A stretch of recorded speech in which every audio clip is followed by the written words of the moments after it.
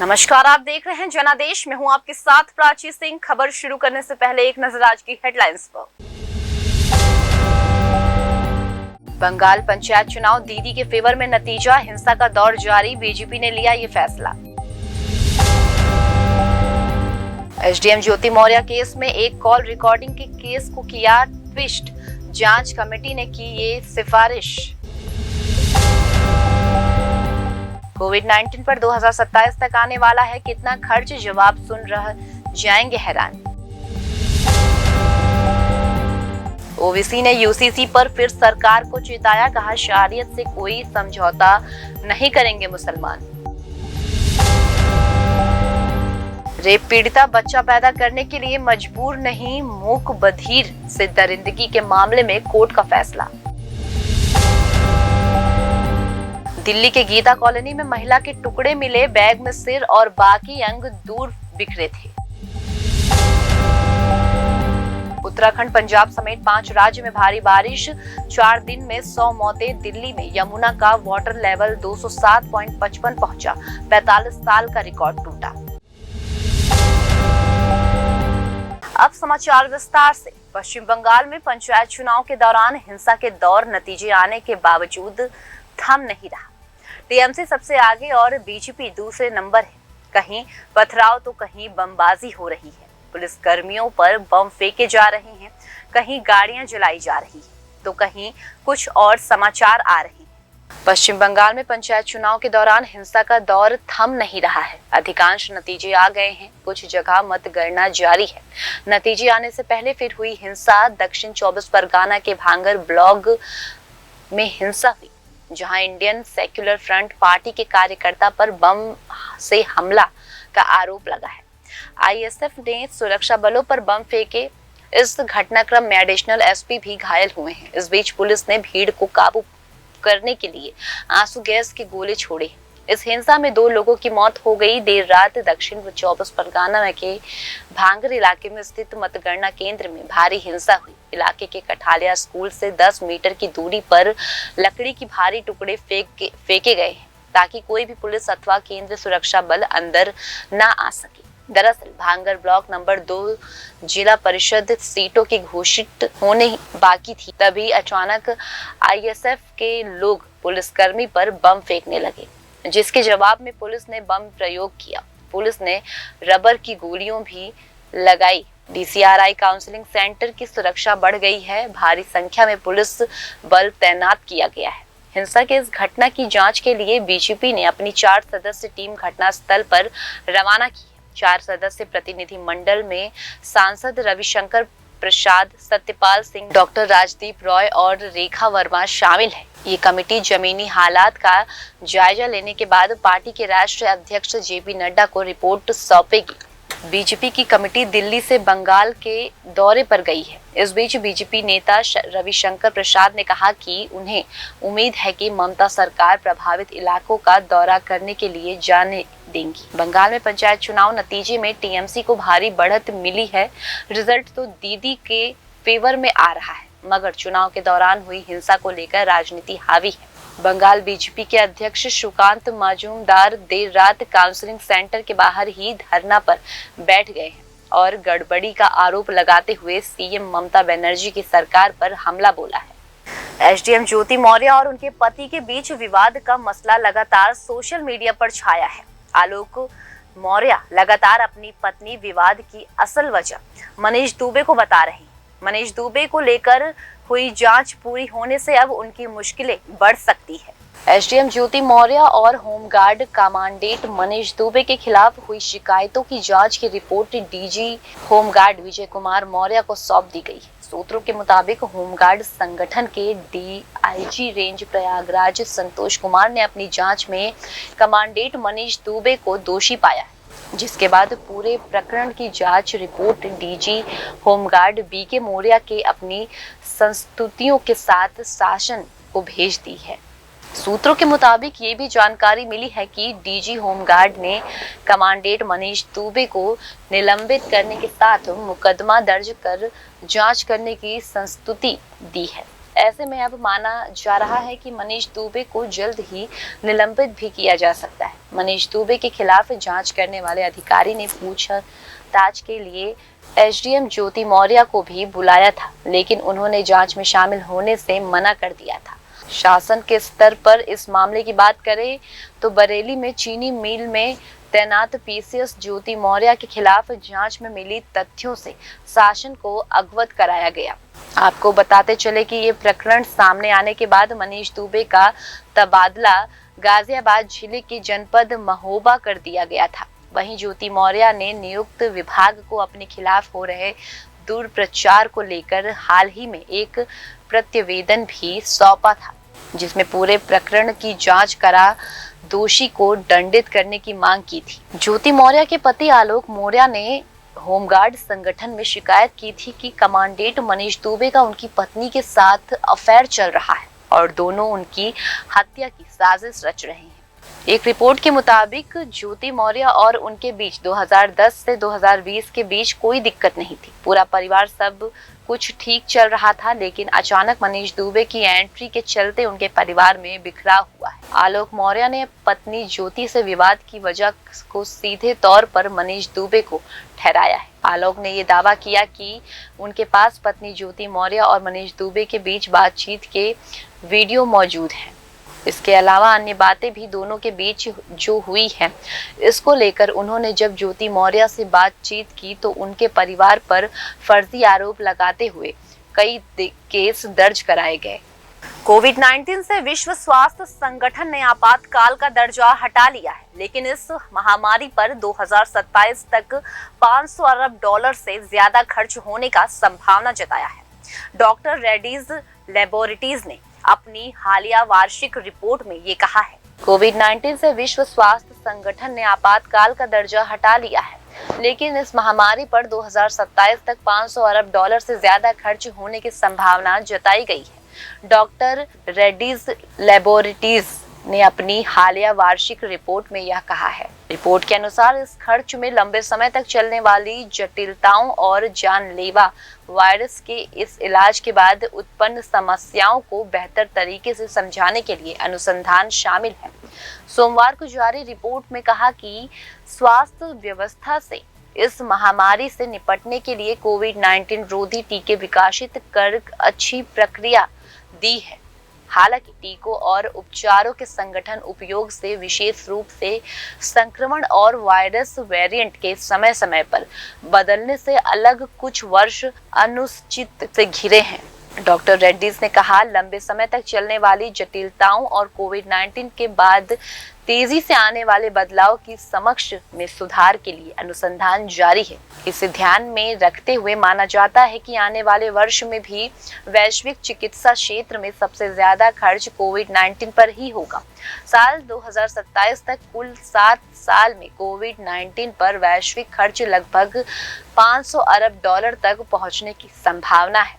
Report में कहा गया कि पिछले कुछ साल में कोविड-19 के कारण उत्पन्न अनिश्चितताओं और उथल-पुथल के बावजूद औषधि क्षेत्र लगातार आगे बढ़ रहा है। सूचना और अनुसंधान में प्रगति के साथ आगे और अधिक संभावित चुनौतियों के साथ इस क्षेत्र का दृष्टिकोण स्पष्ट हो गया है। हैदराबाद से सांसद और AIMM के अध्यक्ष असरुद्दीन ओवैसी यूसीसी के मुद्दे पर खूब आग उगल रही। उन्होंने मंगलवार को एक बार फिर सरकार को चेतावनी दी है कि मुसलमानों के मसले में टांग अड़ाई तो अच्छा नहीं होगा। लो कमीशन ने समान नागरिक संहिता पर देश के सभी लोगों ने अपने विचार मांगे। इसके बाद से इस साल के अंत तक देश में यूसीसी लागू होने की सुगबुगाहट जोर पकड़ रही है। पीएम नरेंद्र मोदी ने भी एक चुनावी भाषण में यूसीसी की जरूरत पर जोर दिया था। सरकार के इस पहल के खिलाफ मुस्लिम संगठन एकजुट होकर इसके विरोध में उतरने लगे हैं। AIMIM के अध्यक्ष असरुद्दीन ओवैसी भी यूसीसी के खिलाफ जमकर आग उगल रहे हैं। ओवैसी ने मंगलवार को कहा, यूसीसी उनका पुराना एजेंडा रहा है। तारीख में हमें मिलता है कि 1931 में गांधी जी ने कहा था कि भारत में मुसलमानों की शरीयत में दखल नहीं देंगे, लेकिन यहाँ बार बार कहा जाता है कि देश में एक समान नागरिक कानून होना चाहिए। हमारे वजीर आजम ने भी कहा कि एक घर दो कानून कैसे रह सकता है, लेकिन उन्हें शायद मालूम नहीं कि एनई में एक ऐसा राज्य है जहां सीआरपीसी लागू नहीं होता है। एआईएमआईएम के अध्यक्ष ने आगे कहा, हमारे वतन में ये भी कानून है कि औरंगाबाद से जाकर व्यक्ति हिमाचल में एग्रीलैंड नहीं ले सकता। अब देश के पीएम जानते हैं या नहीं जानते हैं, लेकिन मैं ये मौजूद है। नागालैंड और मिजोरम को हमारे धारा 371 के तहत संरक्षित कर दिया है, यानी उसे शासन का अधिकार दे दिया है। शारिया कानून की वकालत करते हुए ओवैसी बोले, ये जो शारिया एक्ट है ये आपको इजाजत देता है कि आप अपनी जिंदगी कुरान के मुताबिक गुजारें। जब संविधान बन रहा था तो इस एक्ट को नहीं हटाया गया। जो बात अंबेडकर और कानून बनाने वाले ने नहीं सोची वो अब बीजेपी सोच रही है। सरकार को पता होना चाहिए कि इंग्लैंड में 2 क्रिमिनल लॉ हैं, पड़ोस में श्रीलंका है, वहां पर पर्सनल लॉ हैं, इजराइल सिंगापुर में भी पर्सनल लॉ हैं। ओवैसी ने सरकार के चेताया कि सारियत जिंदगी जीने का एक रास्ता है, उस पर कोई कॉम्प्रोमाइज नहीं किया जा सकता। अगर आपको कस्टम है तो मेरा भी कस्टम है।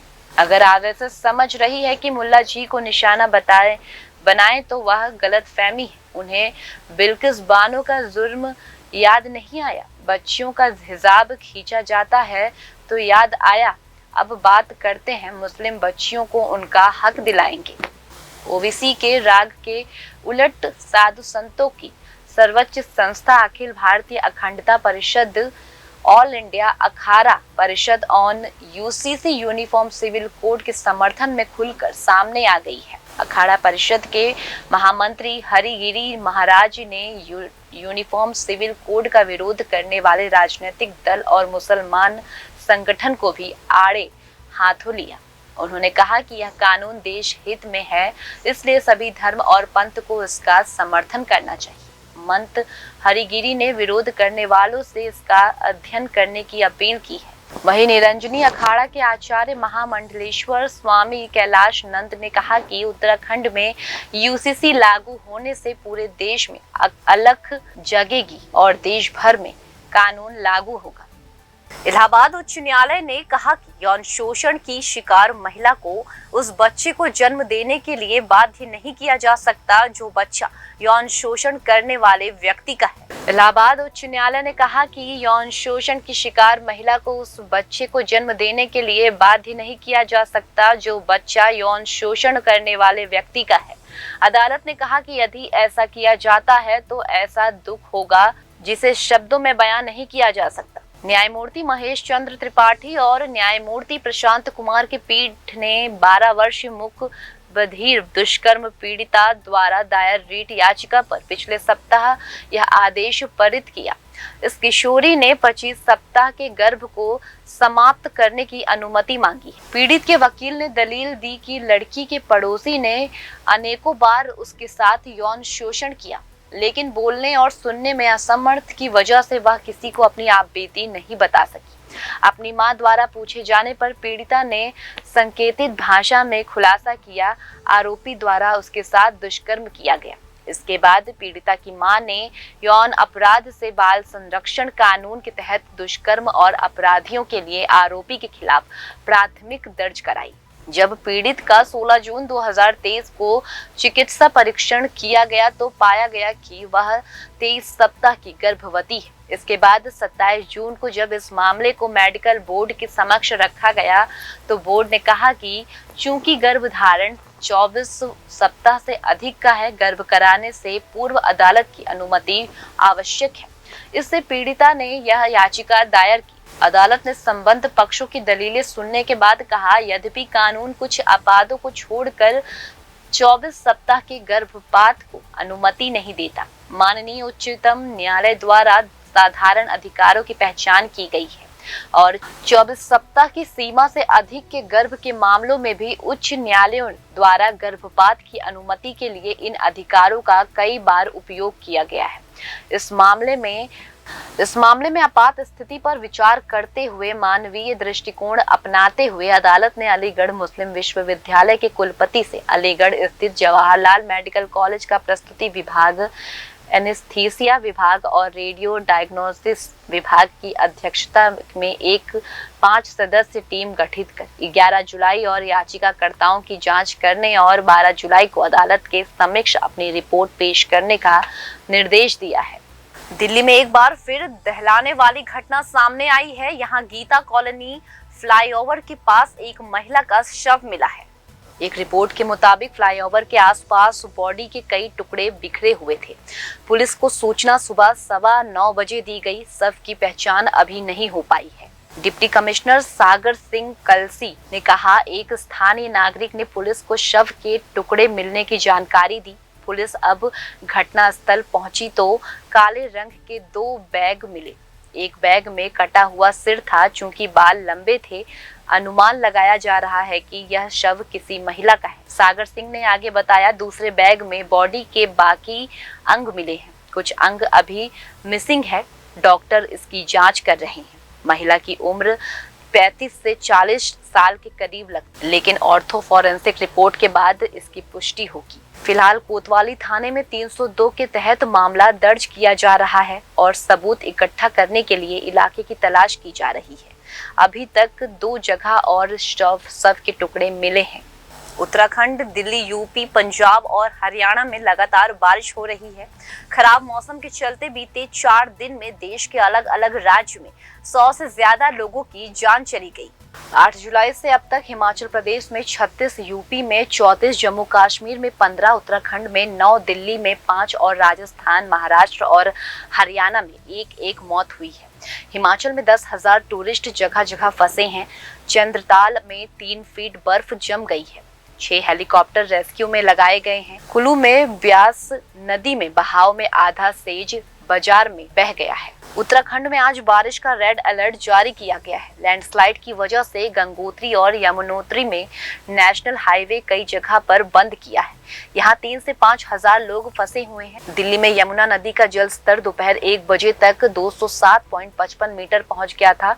1978 में यमुना का हाईएस्ट वाटर लेवल 207.39 मीटर पहुंचा था। इस बार 45 साल का रिकॉर्ड टूट गया। दिल्ली सीएम ने ट्वीट कर जानकारी दी है, आज रात तक यमुना का वाटर लेवल 207.72 मीटर तक पहुंच जाएगा। हरियाणा से पानी छोड़ा जा रहा है, जिसमें दिल्ली में बाढ़ के हालात बन रहे हैं। केजरीवाल ने केंद्र से मदद का आग्रह किया है। Yamuna water level all time record पर पहुंच गया है। इसको लेकर दिल्ली सीएम केजरीवाल ने इमरजेंसी मीटिंग की है। उत्तराखंड में भारी बारिश के चलते केदारनाथ यात्रा रोकी गई है। हिमाचल के चंद्रताल में 250 टूरिस्ट फंसे हैं। सीएम सुख्यू ने कहा कि 8 घंटे के लिए बारिश बंद हुई तो सभी को रेस्क्यू कर लेंगे। सोलन में लैंडस्लाइड की चपेट में आने से 2 प्रवासी मजदूरों की मौत हो गई। वहीं चंडीगढ़ शिमला और चंडीगढ़ मनाली नेशनल हाईवे आंशिक तौर पर खोल दिया गया है। हरिद्वार के टीबीडी में रेल ट्रैक टूटने से कई ट्रेन प्रभावित हुई हैं। दिल्ली के चाणक्यपुरी इलाके में पानी भर गया है। कुछ राजकीय और वरिष्ठ अफसरों के घर में भी पानी घुस गया है। हरियाणा के 9 जिलों के 600 गांव में पानी भर गया है। अंबाला के 40% हिस्से में पानी भर गया है। चंडीगढ़ अंबाला हाईवे ट्रैफिक के लिए खोल दिया गया है। वहीं अंबाला कैथल हिसार नेशनल हाईवे बंद भी है। फिलहाल खबरों में सिर्फ इतना ही। आगे खबरों में बने रहने के लिए देखते रहिए जनादेश।